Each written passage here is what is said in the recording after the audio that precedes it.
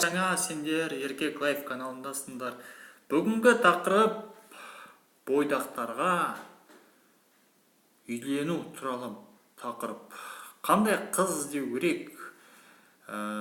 Сендер қызбен мысалы жүрсіңдер, тұрақты отношенияда, серьезный отношения дейік. Сендер қызбен жүрсіңдер, енді үйлену керек. Үйленбес бұрын бірінші негізгі этаптар бар, солардан өту керек. Қызды түсіну үшін, қыздың ата-анасын көру үшін деген сияқты этаптарға бөлінеді. Ең біріншісі ол қыздың түр жағын айтпақ қойын, әр адамға әртүрлі түрін айт. Мысалы, ол түрді мен төмен түсірейін онда. Әртүрлі адамдарға әртүрлі түрін айт. Мысалы, түрі нашар қыздар, мысалы, түрі нашар десе, кейбір ұлдар, жігіттер ол қыз әдемі деп санайды. Сол түр жағын мен айтпай қойын. Әр адам көзі әртүрлі. Сол себептен басқа этаптарды айтайық. Ең бірінші этап қыздың характері қандай болу керек. Ұлға деген ойлауы қандай болу керек, сол туралы айтайық. Қыз жігітті сыйлау керек ең бастысы. Сол сыйлау арқылы ол үйленсе болады. Жігіт негізгі қыздың адамгершілігіне қарау керек. Ең бірінші түрді айттық, екіншіден адамгершілік қасиеттері болу керек.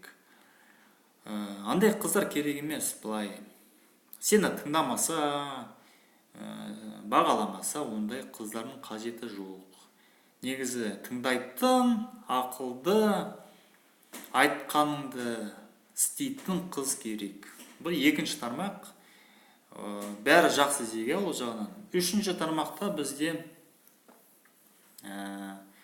қыздың ата-анасы қандай болу керек. Бізге керек емес андай ата-ана, егер ата-анасы нашар болса, мысалы, біз қонаққа келеміз ата-анасына, мысалы, әкесі, мысалы, андай түрде болса. Қалайсың күйеу бала, кіре ғой, шик, арақ бір жарты аламыз ба?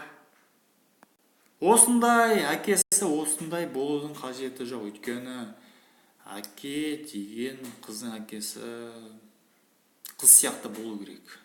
Әдепті, жақсы әке деген болу керек. Қонаққа келсеңдер, сендер бәрін көресіңдер. Негізі жігіттер қонаққа барғанда 5-10 минутте қай жерде жүргендерін біледі. Ол жақсы ма, жаман ба екендігін. Сол себептен екінші әкесіне, сосын мамасына. Негізі қызға барсаңдар, ең бірінші мамасынан бастау керек. Мамасы жақсы, тәрбиесі бар, үлкен салмақты қалжыңмен әйел болу керек. Еш уақытта ата-анасы бір-бірімен ұрыспау керек. Егер ата-анасы, сендер барсыңдар, ата-аналар бір-бірімен ұрысып жатса, онда ол дұрыс емес семья. Өйткені оның барлығы баласына әсер етеді. Біз негізі ата-анамыздың баласымыз ғой негізі. Ол табиғат солай жаратқан. Қанша қыз айту мүмкін, ой, мен әкеме ұқсайын деп. Ол бос сөз. Қыз деген 100% мамасына, анасына ұқсайды. Ол кішкентай кезде нені көрсе, соны орасын деген мақал бар еді бізде. Сол себептен жігіттер қыздың мамасына қарау керек. Мамасы ұнады, қыз да жақсы деген сөз.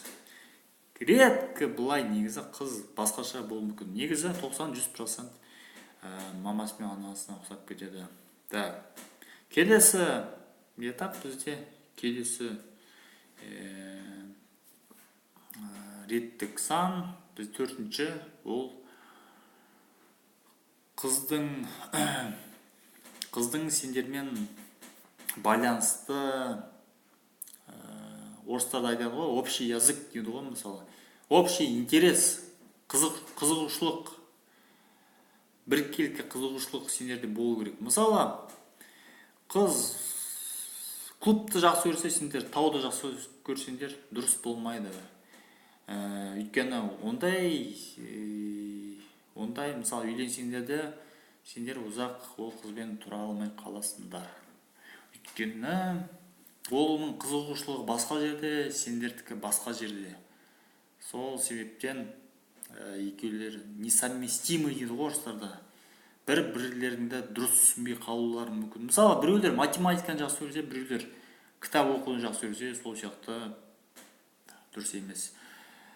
Бірнеше болса да араларында бір қызығушылық болу керек. Хобби болсын, спорт болсын, кітап болсын, бір 20-30% ұқсау керек.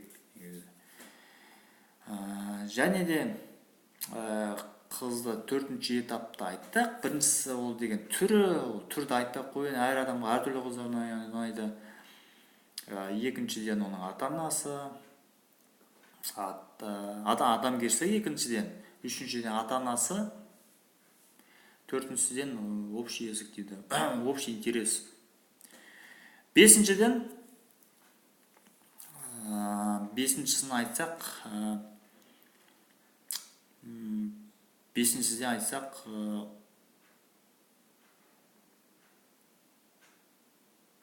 бесіншіде бізде нені айтса болады? Бесіншіде айтса, қазір 1 минут маған звондап отыр. Бесіншіде айтсақ, негізі ол тақырыпты біріншіге жіберу керек еді, негізі реттік саны бұзылып кетті. Бесіншіден қыз деген ажыраспаған болу керек. Ажырасқан баласы барлардан негізі аулақ жүріңдер жігіттер. Өйткені қыздар қазіргі заманда тұрмысқа шыққаннан кейін бірақ айтады, мен ажырасқанмын, менің балам бар деп. Сол сәтте өте қиын болады. Сендер өздерінің тарихтарында, историяларында бұзып аласыңдар. Сондықтан бірінші соны тексеріп алу керек. Балалар бар ма, ажырасқан ба деген сияқты. Өйткені баласы бар, неге жаман? Естіп отырмыз, кейде баласы барлармен алып жатады жігіттер. Негізі ол дұрыс емес деп ойлаймын. Өйткені баласы бар, ол әйел болмайды негізі. Менің тәжірибем бойынша, оқуым бойынша, баласы барларда алудың қажеті жоқ. Баласы барлар ренжімеңдер маған. Мен өз ойым айтып отырмын сендерге. Жігіттер соны қатты қараңдар. Егер ұнап жатса, онда білмеймін, өздерің біліңдер, бірақ баласы барда алудың қажеті жоқ. Өйткені біреудің баласы өзіңе жұқпайды.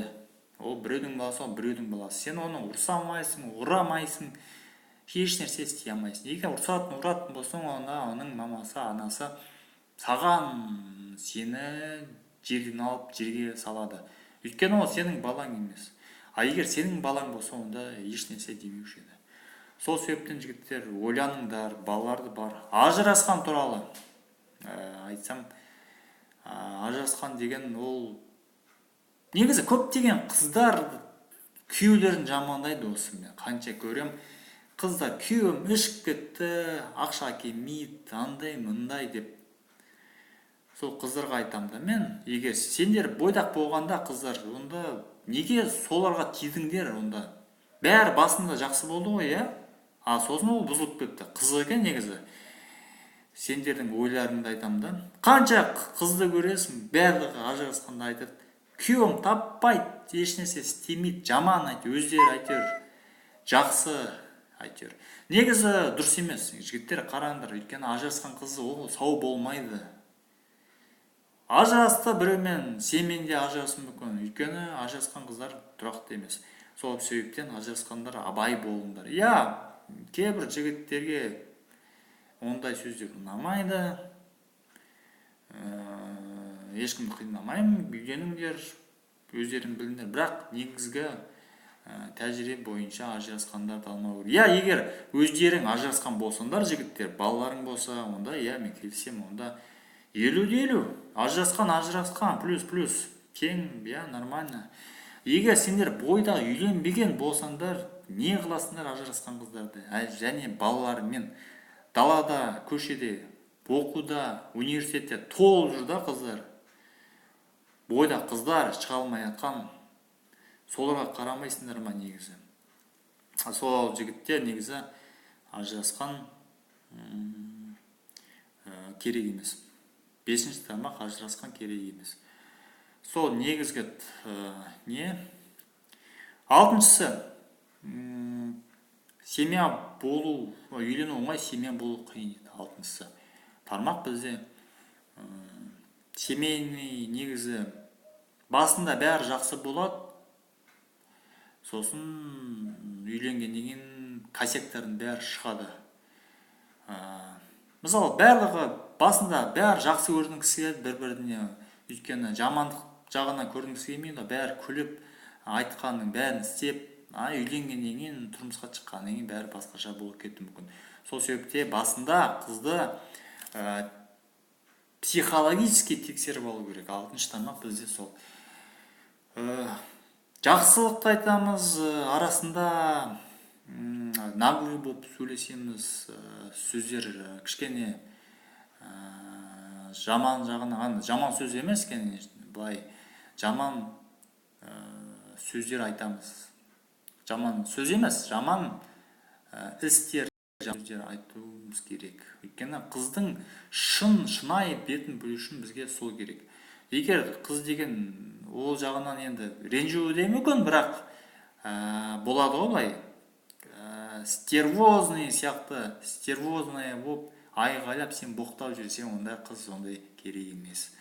Егер де былай сіздікі дұрыс емес, не деп тұрсыз деп былай адам құсап жауап берсе, онда ол қыз дұрыс деген сөз. Сөйтіп тексеріп алу керек психология жағынан. Өйткені басында бәрі күледі, сосын тұрмысқа шыққаннан кейін ажырасулар неден пайда болады дейсіңдер. Сол себептен бір-бірлерін түсінбеушіліктен ажырасады. Және ажырасу себебі бағанағыда айтып кеткендей ұлдарда емес қателік. Қыздардың көбісі негізі дұрыс айтпайды. Неге ажырастың дейсіңдер? Олар күйеулері ішеді, шекеді, ұрады дейді. Сол себептен ажырасты дейді. Бұл дұрыс емес, бос сан. Бірақ ажырасу екі жақтан қате болады. 50-50. Бұл жақтан жігіт кінәлі және қыз кінәлі. Өйткені егер жақсы қыз жұмыс істеп, бәрін істеп жатса, онда жігітте жынды емес шығар, менің ойымша. Тек ауру болмаса, қызды ұрмасқа. Солай жігіттер, 6-шы тармақ бізде қыздың психологиясын білу. Және де 7-ші тармақ, енді ол тармақтарды өздерің 1-шіге, 2-шіге, 3-шіге қойсаңдар болады. 7-ші соңғы тармақ қыздың дене бітімі, телосложение дейді орыстарда. Дене бітімі қандай болу керек? Негізі жігіттер арық қыздар алған дұрыс, өйткені толық қыздар жақсы, әрине, бірақ та сосын тұрмысқа шыққаннан кейін, біраз бала туғаннан кейін ол қыздар жарылады, бомба сияқты жарылады. Ренжімеңдер маған, толық қыздар. Енді шын айтып тұрған нем шын. Өйткені толық қыздар азу қиын оларға. Өте қиын. Олар егер 60 кило болса, тұрмысқа шығып біраз бала тапқаннан кейін, олар 85, 90, 100 килоға дейін өсуі мүмкін.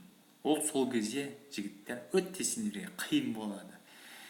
Далаға шығуға да, тойға баруға да, базарға баруға да өте қиын болады. Және ол қыз әйелдің өзіне де қиын болады. Жүруіне, етуіне. Енді көбісіне ұнайтынша толық қыздар, бірақ та негізі арық қызды алу керек. Иә, 45-50 ол арық болса да, ол толса 70-ке дейін барады, максимум болды. Одан ары қарай бара алмайды. Сол себептен жігіттер ойланыңдар, егер сендерде екі вариант болса, біріншісі толық, екі қыз болса вариант. Біріншісі толық, біреуі арақ. Екеуі білмесіңдер қайсыны ұнайды. Мысалы, Сәуле Айжан. Мысалы, Сәуле толық, Айжан арақ. Қайсын екеуі бастан қалып тұрса, онда Айжан таңдаңдар. Менің